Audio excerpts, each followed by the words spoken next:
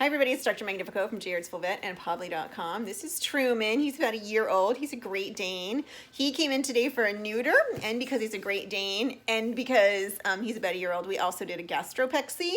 I'm going to post his story on Podly.com, so if you're interested in learning how much that costs here, you can just go to Podly.com and you can ask for the storylines and or go to the storylines and then look for Truman. And he is a neuter and a Gastropexy. So he comes from a family of Great Danes, and their last Great Dane needed to go to the ER because he bloated.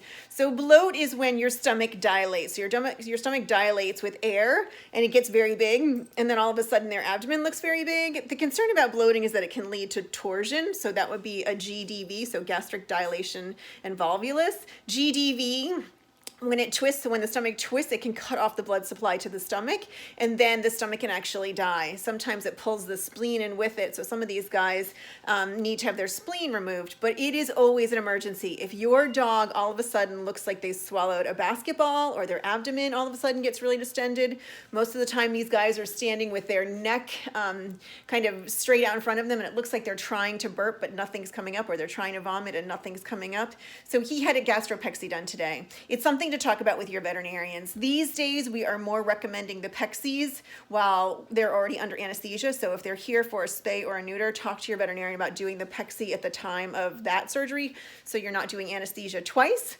The cost for him today for his neuter and his Gastropexy was about $850, something like that.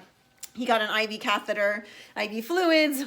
We did his neuter, and then we did his Gastropexy. But it's something to talk about before you schedule your dog's spay or neuter, especially if you have a giant breed or deep-chested dog. So that would be like a German Shepherd, a Great Dane, Saint Bernard, Cane Corso, any of those giant big dogs.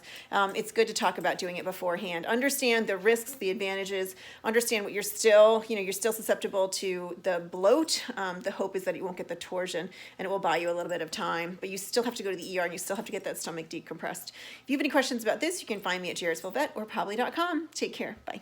Say thank you, Truman. Oh, good boy.